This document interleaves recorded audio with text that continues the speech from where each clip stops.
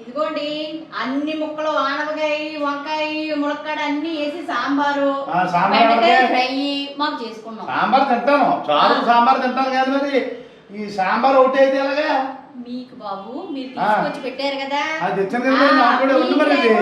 ఎలాగా ఇదిగో ఆల్రెడీ ఇది నాటుకోడి ఫ్రై చేయమన్నారు కదా, అల్లం వెల్లుల్లి పేస్ట్ వేసేసి ఉడికించేసి రెడీగా ఉన్నాను, ఫ్రైకి రెడీగా ఉన్నాను. హోటల్ స్టైల్లో నాటుకోడి ఫ్రై చేయమన్నావు ఇవాళ మరి ధూమ్ ధామ్ అయిపోద్ది అన్నమాట.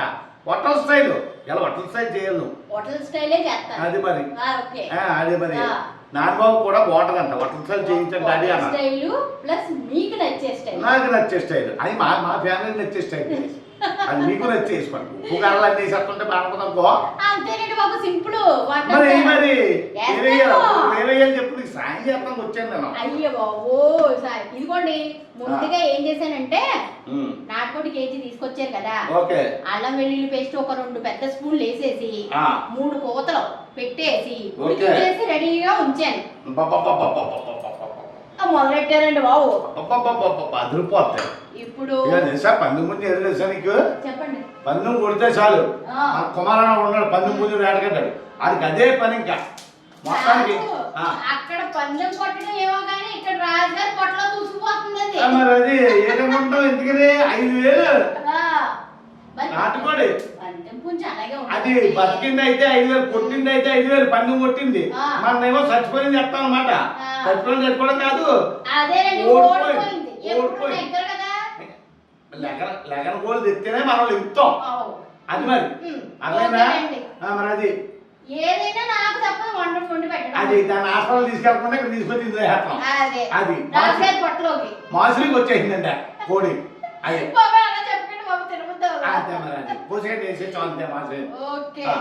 కానీ ఇవ్వండి ముందు ఏంటంటే ఈ పచ్చిమిరపకాయలు వేసేస్తాం. వేసే నా మొహమే రాకుండా అది మీకు తుళ్ళుతుంది అంటే అయ్యో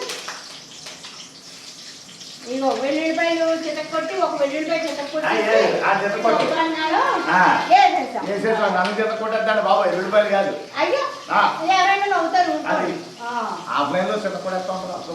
పూర్తినే అలాగే అంటారు. చితక్కొట్టిలాగా ఉన్నారా మీరు? తర్వాత కరివేపాకు, తర్వాత కొంచెం మీకు గ్రేవీ కావాలి కదా, అందుకనే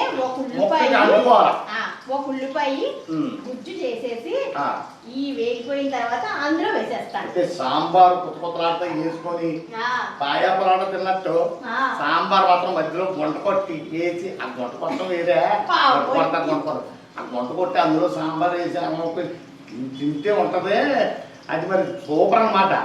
సరే కానీ ఈ ఉల్లిపాయ మిక్సీ ఆడుతాను ఉండండి. ఇప్పుడు కచ్చా పెచ్చాక ఒక ఉల్లిపాయ మిక్సీ వేసేసుకున్నాం, అది ఇందులో వేసేసుకుందాం కొద్దిగా గ్రేవీ రావడానికి అంతే. ఇప్పుడు దీంట్లోని 1 స్పూను అట్ట వేసుకొని ఎర్రగా ఏగేంత వరకు కలుపుకుందాం. ఇప్పుడైతే ఎర్రగా వేగిపోయింది కదా ఉల్లిపాయ, ఇది ఆల్రెడీ అల్లం వెల్లుల్లి పేస్ట్ లో వేసి ఉడికించాను కాబట్టి ఇంకా అల్లం వెల్లుల్లి పేస్ట్ ఏమి వేయక్కర్లేదు. ఉండండి జస్ట్ 1 మినిట్. ఇగో ఇప్పుడు ఈ అన్ని ముక్కలు వేసేసుకొని నీరేం అక్కర్లేదండి, ఫ్రై కదా. పక్కన చూసారా? కాదు జీడిపప్పులు అవి కూడా జీడిపప్పులు అండి. మీకు మళ్ళీ జీడిపప్పు ఉండాలి కదా ఫ్రైకి. ఆల్రెడీ పందెం కోళ్ళు బాదం పప్పు జీడిపప్పు తినేసి కోళ్ళు తినేసి మరి మీరు తినాలి కదా. మనం పందెం కూడా అయితే అంతే మరి. అది మొక్క కూడా అయిపోయింది. సాల్ట్ వేసేస్తుంది, సరిపడా సాల్ట్ చెప్పండి. మనకి కావాల్సినంత కారం, అంటే నాకు కావాల్సినంత అది పులిగా అది కలిపేసి తిప్పేసి తిరగేసి మరగేసి అన్ని చేసిన తర్వాత మసాలా పౌడర్, ఇందులో అన్ని ధనియాలు జీలకర్ర, ఒకసారి మసాలా పౌడర్ చేసి చూపిస్తాను. ఇగో మసాలా పౌడర్ వేసేసుకోండి. తెలుసు అందరికీ తెలుసు, అందరూ చేసుకుంటారు మసాలా పౌడర్. నువ్వు మళ్ళీ మసాలా పౌడర్ కూడా రిసి పెట్టలేదు. అయ్యో ఇదండి కొంతమందికి కొంచెం తెలియదు కదా. ఎందుకు వెళ్దాం అందరికీ తెలుసు. కాదు ఫస్ట్ లో నాకు తెలిసింది కాదు, మా అత్తగారు చెప్పారు నాకు. అది ఇప్పుడు చెప్పిందండి టెక్నిక్. అది మా అమ్మ నేర్పింది దీనికి అన్ని. నిజమే గైస్, ఫస్ట్ లో నాకు వంటలు రావు, మా అత్తగారే నేర్పించారు నాకు. అది చేయకుండా దగ్గరుండి మేనకోళ్ళ కదా మరి. అది మరి కథ దగ్గరుండి నేర్పింది అనమాట. ఈ కారం వేసేసి పై ఆడిచ్చేసి చేసి మసాలా అంతే ఇస్తాం కదా, ఇంకా మూతలు గీతలు ఏం పెట్టక్కర్లేదు. మీరేమో ఇన్స్టాగ్రామ్ ఫాలో అవట్లేదు మరి. ఇన్స్టాగ్రామ్ ఫాలో అవ్వండి మరి. ఇన్స్టాగ్రామ్ ఫాలో అవ్వండి. ఇంకా మూత ఏం పెట్టక్కర్లేదు. ఒక్క 10 నిమిషాలు ఈ ముక్కకి అన్ని అంటిన తర్వాత ఈ జీడిపప్పులు ఇందులో వేసేసుకుంటే రెడీ. అదిరిపోతుంది అదిరిపోతుంది. కారం పడితే కారం కారం పడుతుంది. అది కావాలంటే 4 రోజులు పప్పు వేసేద్దాం, కారిపోయినా పర్లేదు కింద నుంచి పైనుంచి. ఇగో ఆల్రెడీ మీకు సాంబార్ కూడా దాంట్లోకి రెడీ చేసి పెట్టాను. కొత్త ఆడేస్తుంది సాంబార్. అది పక్కన రైస్ కూడా అయిపోయింది రెడీగా, కూడా వేడిగా అయిపోయింది. అది నేచురల్ గానే రైస్ వండుతాం.